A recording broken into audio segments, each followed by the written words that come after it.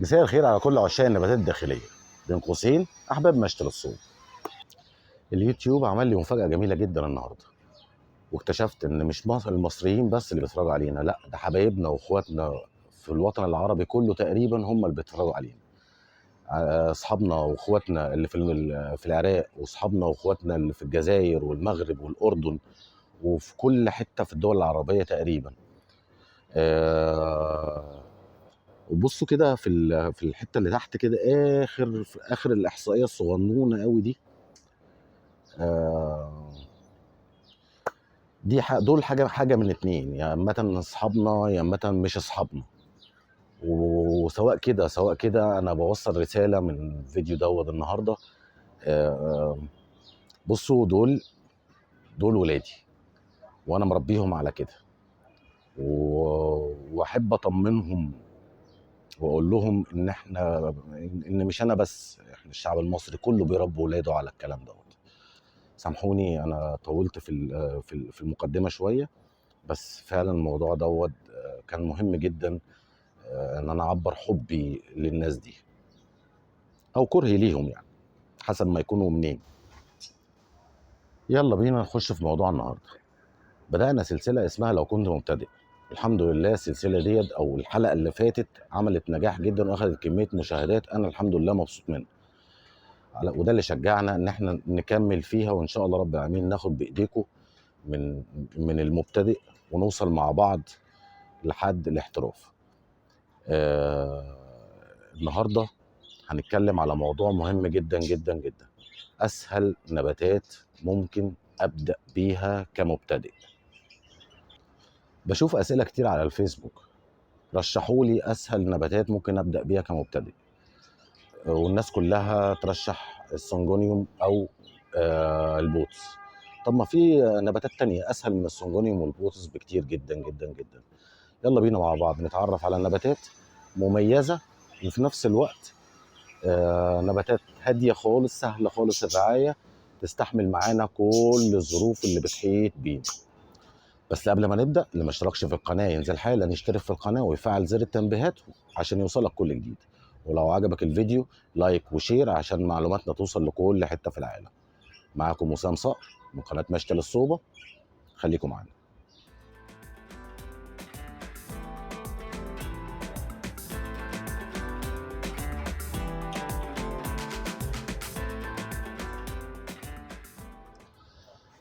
اول نبات هنرشحه النهارده، وهو تقريبا بالنسبه لي انا هو اسهل نبات، او انا شايفه كده، شايفه ان هو اسهل نبات في طريقه الرعايه والاضاءه وكل حاجه. نبات نبات السلومي. نبات السلومي بيمتاز بورقه خضراء غامقه، لونها غامق زي ما انتم شايفين كده، وشكل الورق بتاعها مميز. فاحنا ليه نحجم اختياراتنا في البوتس والسنجونيوم؟ طب ما احنا عندنا حاجات جميله وحاجات مميزه وحاجات اسهل بكتير. طيب انا اخترت النبات ده ليه؟ علشان هو اولا متسامح مع الاضاءه المنخفضه او الاضاءه العاليه. يعني تحطه في اضاءه منخفضه يشتغل، هتحطه في اضاءه عاليه شويه هيشتغل. الري بتاعه مش محتاج ري كتير، هو محتاج ان احنا نسيب التربه تنشف خالص. بصوا كده، التربه هنا تكاد تكون اصفرت خلاص، ناشفه اهي. انا سايبه وهو يستحمل اكتر من كده، يعني هو النبات يستحمل اكتر من كده، بالعكس اهو مطلع لنا نموات جديده. طيب، وبما انه من عيله الفيلودندرون، فهو النبات سبحان الله ربنا عطاله مصنع داخلي ان هو يحول السموم اللي في الجو للعناصر الغذائيه اللي احنا بنسمده بيها. يبقى اذا ان هو ممكن نسمدناه مره كل شهر، يبقى قشطه، النبات هيبقى معاك جميل جدا وزي الفل. يبقى احنا اخترنا النبات ده علشان يتحط في اي اضاءه، الري عند جفاف التربه تماما، وتسميد مره كل شهر، وكده يبقى خلاص النبات بتاعنا هيشتغل وهيبقى جميل جدا وزي الفل. النبات التاني النهارده اللي هيكون معانا هو نبات الاجلونيما. الاجلونيما عيله كبيره جدا جدا جدا، تقدر تنوع اشكال والوان، حاجات جميله قوي، تحفه قوي قوي قوي قوي قوي. النبات ده برضه عنده قدره هايله قوي ان هو يستحمل الظروف البيئيه. يعني انا عندي في البيت حطه اول دور بدون التعرض للشمس المباشره. مستحمل معايا حر شديد، مستحمل معايا سقعه شديده. نبات قوي قوي قوي قوي قوي قوي. طبعا انا بتكلم على النباتات مش المستورده، النباتات المستورده اللي بتاخد فتره اقلام. انا بتكلم عن نبات الانتاج المصري. طبعا واحتياجاته هي نفس السلومي بالظبط. يعني ري برضو بنحطه في اي حته، اضاءه عاليه شغال، اضاءه منخفضه مش هيتكلم معاك مش هيزعل. ري برضو لما التربه تجف خالص. بص التربه عامله ازاي. التسميد ممكن مره كل 10 ايام او مره كل شهر، برضو مش هتفرق معايا. يعني المهم ان هو ياخد سيك التسميد كده وخلاص. عشان كده برضو انا برشح الاجلونين. السنجونيوم. طيب السنجونيوم او رجل البطه، انا بصراحه يعني انا مش بحب كلمه رجل البطه دي خالص. يعني السنجونيوم فيه انواع واشكال تحفه قوي، بس عشان نقول عليه رجل البطه حاجه يعني مش حلوه مش لذيذه. السنجونيوم ممكن حضرتك تستخدم اللي هو تشتغل بالوايت باتر فلاي اللي هو السنجونيوم العادي، او اي نوع من انواع السنجونيوم. فهو نبات قوي جدا فعلا، ويستحمل معاك برضو لو حطيته اوت دور. هيستحمل معاك حر وهيستحمل معاك برد وهيستحمل معاك كل حاجه. برضو التربه ما بيترواش الا لما التربه تنشف خالص. اهو نبات سريع وقوي وفي منتهى الجمال. وعلى فكره في منه اشكال والوان وانواع كتيره جدا غير الوايت باتر فلاي اللي هو التقليدي. هوريكم شويه حاجات كده صغيره. ده برضو نوع من انواع السنجونيوم اسمه كده، اسمه السنجونيوم ويندلاندي. من النباتات الجميله جدا جدا جدا وهاديه قوي، واحتياجاتها برضو للاضاءه حسب ما انت ممكن متاح بالنسبه لك ايه. عايز تحطها في اضاءه عاليه شغال، عايز تحطها في اضاءه منخفضه برضو شغال، مش هتفرق معاك خالص. نبات جميل قوي ويعتبر سريع مش بطيء، نبات كويس. ده برضو نوع تاني من انواع السنجونيوم، ده اسمه ميل كونفيتي. ميل كونفيتي ده بيبقى لونه ابيض شويه كده وفي نقط بينك زي ما انتم شايفين. نبات حلو قوي برضو سريع وكثافه عاليه وما شاء الله. ده برضو النبات ده على فكره النبات ده عندي عمر ما كملش 3 4 شهور. يعني كان صغير قوي بس بسم الله ما شاء الله كبر بسرعه. بصوا انا عندي الوان واشكال من السنجونيوم كتير، بس انا مش عايز اطول عليكم واوريها لكم كلها لانها هتاخد مساحه كبيره قوي في الفيديو.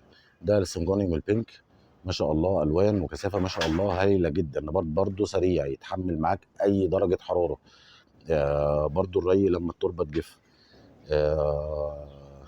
التسميد بتاعه لو نسيته في التسميد والله ما هيزعل منك ومش هيقول لك انت ما سميتنيش ليه. عشان كده انا برضو برشحه من النباتات السهله جدا جدا جدا اللي ممكن تبدا بيها كمبتدئ. اما ده بقى وهو الاسكندس البرازيلي. وعلى فكره الاسكندس نوعين، اسكندس اخضر ساده او الاسكندس البرازيلي. انا بحب البرازيلي عشان بيتميز بالوانه جميله جدا جدا، وزيه زي اي فيلودندرون برضو التسميد بتاعه على قده. يعني ممكن تسمده وممكن تكبر دماغك من التسميد. ما مش بيحتاج الا حاجه واحده بس، ان احنا نروي لما التربه تنشف ونرشه ميه كل 3 4 ايام كده في الحر. علشان هو بيعتمد على في الشرب بتاعه على الجذور الهوائيه اللي طالعه منه و الرطوبه اللي موجوده على سطح الورقه. بس كده. النبات اللي بعد كده هو الهوية. الهوية ده انا طول عمري بقول لاصحابي لو عرفت تموت النبات دوت ليك من عندي 2 هديه. النبات ده فعلا صعب ان هو يموت. الحل الوحيده اللي بتموته هي كتر الري. برضو عايز انه تساب التربه تنشف خالص وبعد كده اروي. بصوا الورقه بتاعته لحميه، ورقه مليانه كويس. فهو لو عطش مش هتفرق معاه، هو هيمتص الميه اللي موجوده جوه الورقه نفسها. النبات ده في منه اشكال وانواع والوان كتيره جدا جدا جدا. في منه الكوين كريمزون وفي منه البرنسس كريمزون وفي منه الاخضر وفي منه الفاريجيتد وفي منه الفاريجيتد بيبقى اللي من بره فاريجيتد والابيض من بره يعني ومن جوه اخضر، وده العكس. من النباتات الجميله جدا جدا جدا ومن النباتات القويه قوي قوي قوي. وطالما البوتس سهل يبقى برضو ممكن نجيب بوتس بس شكله مميز. ده البوتس اسمه نانجوي. في ناس بتقول عليه انجوي بس ده تسمية غلط، هو اسمه نانجوي. جميل جدا جدا جدا وهادي قوي، عيبه الوحيد ان هو بطيء طبعا بالمقارنه بالبوتس العادي، بس هو نبات حلو قوي قوي قوي، اشكاله والوانه.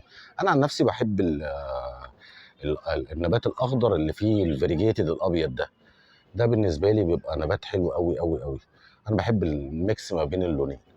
هو برضو نبات سهل خالص ومفيش اي مشكله منه، برضو الري لما التربه تنشف يتحط في اي اضاءه هيشتغل معاك كويس مفيش مشكله. التسميد ممكن مره كل 10 ايام. بعدت شويه نسيت، مش هتفرق معاه خالص. النباتات الداخليه كتير، بس انا رشحت لكم الخمس ست انواع دول لان كل نوع فيهم فيه اشكال والوان مختلفه. يعني انت ممكن لو مسكت قسم الاجليمه بس، انت اشكال والوان كتيره جدا جدا جدا جدا. لو مسكت قسم الفيلودندرون بس هتلاقي اشكال والوان، وإشي متسلق وإشي زاحف وإشي حاجات كتيره قوي. كل دي نباتات سهله، كل دي نباتات هتبسطك، هتضيف لك لمسه جماليه في البيت، هتخليك مبسوط. مش لازم النباتات اللي في بيتك تبدا باللون الاخضر بس، لا، في الاخضر وفي الاصفر وفي الاحمر، في الوان كتيره جدا جدا جدا. حبايبنا اللي وصلوا لغايه هنا انتوا اخواتي وحبايبي. لو عجبك الفيديو ما تنسيش تدعمنا بلايك، واي سؤال احنا هنرد عليه في الكومنتات، وشير كتير كتير كتير عشان معلوماتنا توصل لكل حته في العالم. في نهايه الفيديو بنأكد دعمنا للناس دي وبندعي لهم من كل قلوبنا. كان معكم وسام صقر من قناه مشتل الصوبه. اشوفكم فيديو جديد. باي باي.